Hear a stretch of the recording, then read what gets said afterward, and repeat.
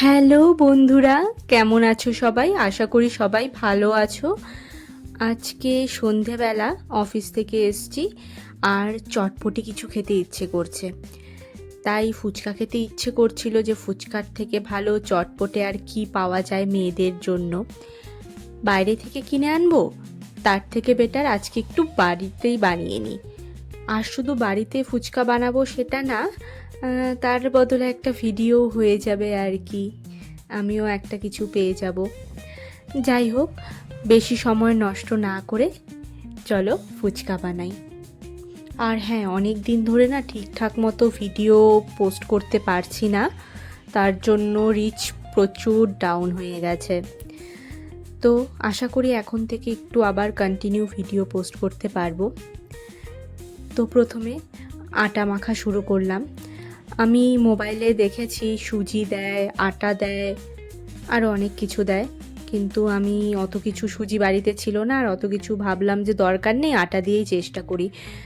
তো আটার মধ্যে কিন্তু লবণ দেওয়া যাবে না, কারণ লবণ দিলে সেটা ফুচকা না লুচি হয়ে যাবে। তো ওর মধ্যে শুধু বেকিং সোডা দিয়েছি, দিয়ে ভালো মতো জল দিয়ে মেখে একটু শক্ত করেই মাখবো, মেখে একটু পরিষ্কার রুমাল দিয়ে বা পরিষ্কার যে কোনো কাপড় দিয়ে ওটাকে ঢেকে রেখে দিয়েছি।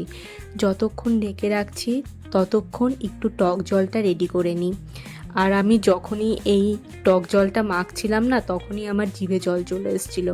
আমি যে এখন ভয়েস ওভার দিচ্ছি, তেঁতুলটা দেখে আমার এখনও জিভে জল আসছে। তো তেঁতুলটা একটু ভিজতে সময় লাগবে, না হলে ঠিক করে ওটা মাখা যাবে না, টক জলটা বানানো যাবে না। তো তেঁতুলটাকে ভিজতে দিয়ে দিয়েছি, তারপর কুচি কুচি করে পেঁয়াজটা কেটে নিই। ফুচকাওয়ালা কাকু এত সুন্দর মতো পেঁয়াজ কুচি কুচি করে কাটে না, আমি তো অত কাটতেই পারবো না। আমার দেখতে খুবই ভালো লাগে, এই বড় একটা ধার দেওয়া চাকু নিয়ে খচখচ খচখচ করে পেঁয়াজগুলোকে কেটে দেয়। আমি চেষ্টা করেছিলাম, কিন্তু এক একটা কাটিং এক এক রকম হয়েছে, খুব একটা বেশি কুচি কুচি হয়নি। তারপর আলুটা মাখার জন্য ভাজা মশলা রেডি করব। এর মধ্যে ছিল শুকনো লঙ্কা, জিরা, তারপর মৌরি, আর গোটা ধনে যেটা থাকে দানাগুলো, সেটা হালকা করে ফ্রাই করে নিয়েছি, মানে তেল ছাড়া গরম করে, যাতে ভালো মতো পেস্ট করা যায়।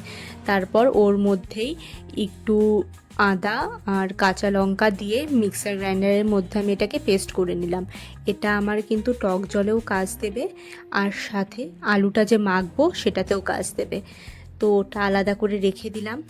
এখন যে আটাটা মেখেছিলাম, এই আটাটা থেকে সুন্দর সুন্দর লিচি বের করে ফুচকা বানানোর পালা।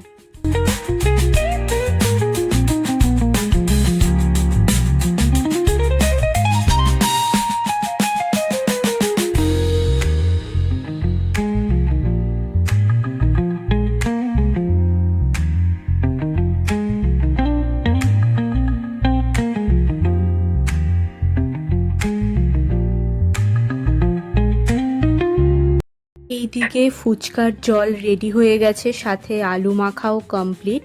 আলাদা করে পেঁয়াজ রেখে দিয়েছি, মশলা রেখে দিয়েছি, যদি এক্সট্রা দরকার পড়ে তখন সেটাকে মিশিয়ে নেওয়া যাবে। এই ফুচকা মাখা আলু মাখার সরি জল মাখা আর আলু মাখাটা ভিডিও করা হয়নি, কারণ মোবাইলটা ধরার জায়গা পাচ্ছিলাম না, হচ্ছিল না আর কি। এই দিকে আমার মা ফুচকাগুলো বেলা শুরু করে দিয়েছে, কারণ 10 মিনিট এগুলোকে একটু রেস্টেও রাখতে হবে। আমি বেলতে গেছিলাম, কিন্তু একটাও গোল হচ্ছিল না, যদিও বা যে কটা গোল হচ্ছিল অনেক সময় লেগে যাচ্ছিল। তাই মা বলল সন্ধ্যার খাবার রাত্রে খাওয়া যাবে না, ওটা সন্ধ্যায় শেষ করতে হবে। তাই আর কি মা বেলে দিচ্ছিল। আর দেখছো এটা আটা ছাড়া বেলছি কিন্তু। তো যে আটাটা আগে মেখেছিলাম সেটা এতটাই শক্ত হতে হবে যে যখন বেলবো তখন যেন আটা ছাড়াই বেলা যায়। ওইদিকে মা বেলে দিচ্ছিল আর আমি এইদিকে সুন্দর মতো ফ্রাই করছিলাম।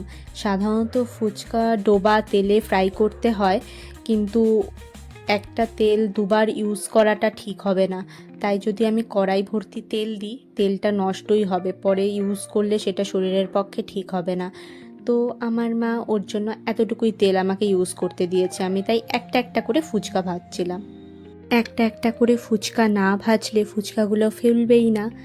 আমি এক জায়গায় 2টা করে ফুচকা ভাজার চেষ্টা করেছিলাম, কারণ অনেক টাইম লেগে যাচ্ছিল, কিন্তু দেখলাম না, যেহেতু ডুবো তেলে ভাজতে হবে তার জন্য একটা করেই ঠিক আছে ফুচকা ভাজা।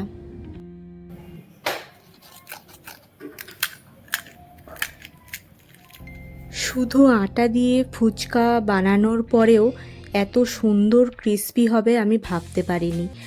আর 2-3টে ফুচকা ভাজার পরেই আমার আর লোভ সামলানো হয়নি, তাই 2-3টে ফুচকা নিয়েই বসে গেছিলাম টেস্ট করার জন্য।